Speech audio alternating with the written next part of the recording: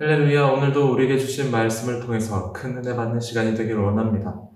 사람은 누구나 자신이 살아왔던 삶의 흔적들을 남기게 됩니다. 그가 어떤 삶을 살아왔던 그 사람의 흔적은 반드시 남게 되어 있어요.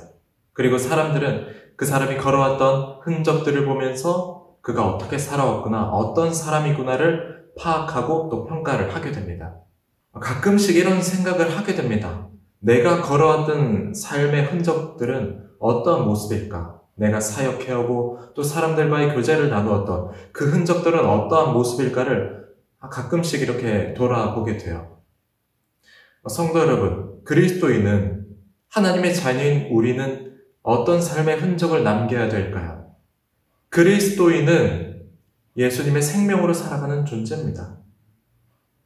옛 자아가 죽고 예수님께서 주신 생명으로 새 사람이 되어서 새로운 피조물이 되어서 살아가는 존재가 바로 그리스도인입니다. 그래서 우리의 삶에는 예수님의 흔적이 남게 되어 있어요. 내 안에 계신 예수님, 그분께서 나를 주장하신 삶을 살아가면 우리의 삶에는 예수님의 흔적이 남게 되어 있습니다. 사도 바울은 이렇게 고백을 하고 있어요. 이후로는 누구든지 나를 괴롭게 하지 말라. 내가 내 몸에 예수의 흔적을 지니고 있노라. 바로 이것입니다. 사도 바울이 자신의 몸속에 지니고 있다고 한 것, 예수의 흔적. 이 흔적이 예수님을 믿는 우리에게 있어야 될 줄 믿습니다. 그렇다면 사도 바울이 말했던 자신의 몸속에 있는 예수의 흔적은 무엇입니까? 우선 흔적이란 단어를 헬라어 원어로 보자면 스티그마입니다. 스티그마는 이제 고대 바울이 살았던 그 고대 헬라 세계에서는 노예 제도가 있었습니다. 그래서 노예들이 이 노예가 누구의 것인가, 어느 주인의 것인가를 이제 표식을 남겼어요, 노예에게. 그것이 바로 스티그마였습니다. 불에 달군 인장을 가지고 지지는 거예요, 노예의 몸속에. 그러면 이 노예는 그 인장 스티그마를 지울 수가 없습니다. 죽을 때까지 계속해서 자신이 가지고 가야 될 이 낙인이 되는 거. 그것이 바로 흔적, 스티그마입니다. 우리가 가져야 될 게 있습니다. 우리가 지녀야 될 스티그마, 우리가 평생도록 가져야 될 스티그마가 바로 있어요. 그것이 바로 예수의 흔적입니다. 사도 바울이 말한 이 예수의 흔적, 그 흔적은 바울이 쓴 편지 곳곳에서 살펴볼 수가 있습니다. 예수님을 믿기 전 핍박을 했던, 예수님 믿는 사람들을 잡아서 가두었던 이 사도 바울이 다메섹 도상에서 예수님을 만난 다음에는 그가 변화된 모습을 보여주잖아요. 복음을 증거하기 위해서 수많은 고초를 겪고 또 목숨을 아끼지 않았던 이 사도 바울, 예수의 흔적을 지녔던 사도 바울의 삶은 달라지게 됩니다. 사도 바울은 빌립보 교회에 쓴 편지에 이렇게 고백을 합니다. 나의 간절한 기대와 소망을 따라 아무 일에든지 부끄러워하지 아니하고 지금도 전과 같이 온전히 담대하여 살든지 죽든지 내 몸에서 그리스도가 존귀하게 되게 하려 하나니 이는 내게 사는 것이 그리스도니 죽는 것도 유익함이라. 무슨 의미입니까? 내 몸 안에, 내 안에 사는 게 그리스도니까 나를 통해서 예수님의 이름이 존귀하게 되기를 원한다. 그걸 위해서라면 내 목숨도 아끼지 않겠다. 내 목숨을 드리겠다. 그렇게 사도 바울은 고백해요. 죽는 것조차 유익하다. 어떻게 죽는 게 유익일 수 있을까요? 죽으면 내가 완전히 소멸되는 건데 내가 죽으면 하나님께 영광 못 올려드리잖아요. 내가 잘 돼야지 하나님께 영광 아닙니까? 내가 병고침 받아야 하나님께 영광 아닙니까? 내가 합격하고 좋은 대학 가고 좋은 직장 얻고 원하는 것이 이루어져야 하나님께 영광 아닙니까? 사도 바울은 그렇게 말하지 않았어요. 내가 연약해져도 인간이 최고로 연약한 상태가 바로 죽음이잖아요. 최악의 상태, 아무것도 할 수 없는 그 죽음의 상태에 이른다 할지라도 그것이 유익한 줄 믿습니다. 그렇게 고백을 했어요. 어떻게 이런 고백이 가능할까요? 사도 바울에게는 예수님께서 자신의 전부가 되셨기 때문입니다.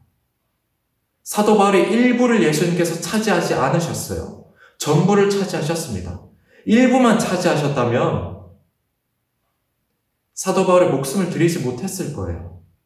내 일부만 주님 것이라면은 주님께서 존귀하게 되시는 것, 내가 그런 간절한 기대와 소망을 가질 수가 없습니다.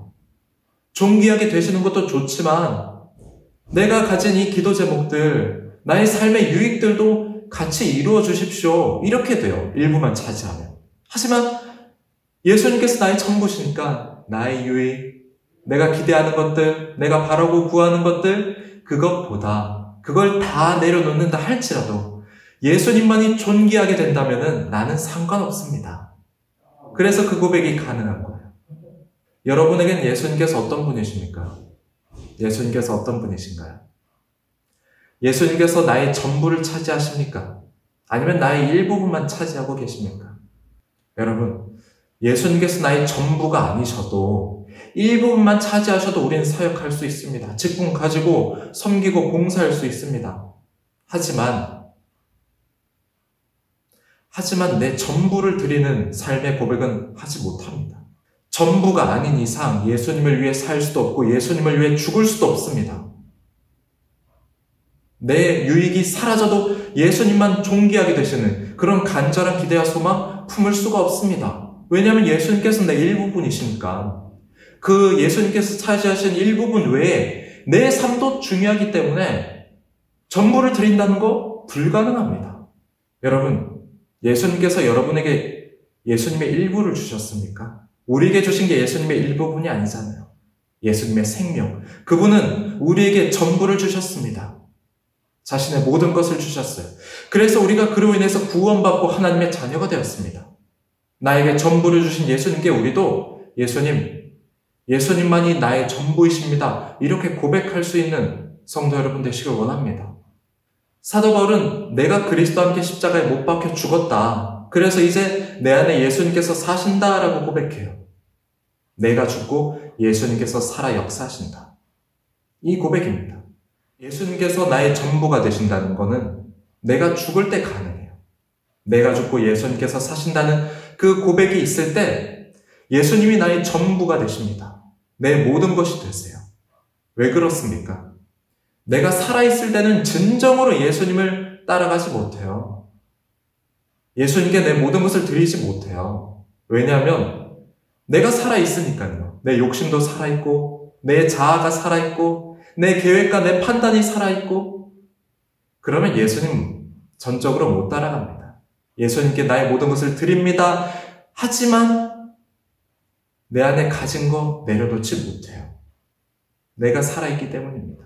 내가 온전히 주님 것이 된다는 것, 100% 주님께 나를 드리고 내가 주님 것이 된다는 것은 내가 죽어야 가능합니다.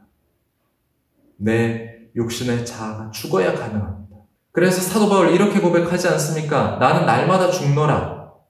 난 날마다 죽습니다. 나는 날마다 내 옛자와 싸워서 죽습니다. 나는 날마다 부딪히는 내 욕심과 싸워서 나를 죽입니다. 자기 십자가를 지고 예수님을 따라가고자 하는 자기 자신과의 싸움을 한다는 거예요. 날마다요, 날마다. 날마다 그 영적 투쟁을 하면서 자기 자신을 비워내고 죽이고 예수님을 계속해서 바라보는 이 영적 결단과 투쟁을 통해서 사도 바울은 고백할 수 있었던 겁니다.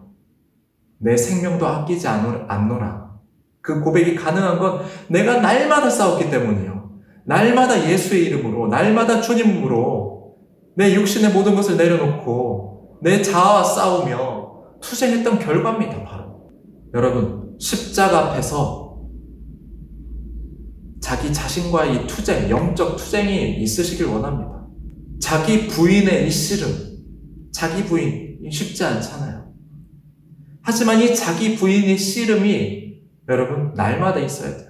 날마다 있어야 내 안에 내가 죽고 예수님을 따라갈 수 있는 예수님께 전부를 드리는 삶을 우리가 살아갈 수 있습니다. 그렇게 할 때 우리는 그리스도의 향기가 드러나는 삶을 살게 되고 예수의 흔적이 충만한 삶을 살게 돼요. 여러분, 그런 성도님들 되시기를 주님의 이름으로 축복합니다. 우리의 영혼 가득히 예수의 흔적이 남아있는 사람은 삶이 달라지게 돼요. 변하게 돼요. 그 이전과는 다른 모습이 됩니다. 14절입니다. 그러나 내게는 우리 주 예수 그리스도의 십자가 외에 결코 자랑할 것이 없으니 그리스도로 말미암아 세상이 나를 대하여 십자가에 못 박히고 내가 또한 세상에 대하여 그러하니라. 사도 바울은 그리스도로 말미암아 세상이 나에 대해서 십자가에 못 박히고 나 또한 세상에 대해서 그렇게 한다라고 고백합니다. 이 말은 무슨 말입니까? 악한 이 시대에 세상적 가치관, 판단을 따라가지 않겠다. 그 고백입니다. 나를 구원하신 예수님께서 가르쳐주신 이 삶의 원리로, 새로운 삶의 원리로 살아가겠다는 그 고백의 말입니다. 내가 세상에 대해서 못 박혔다. 세상은 나에 대해서 죽었다. 죽은 세상 더 이상 바라보지 않겠다는 겁니다. 어떤 삶입니까?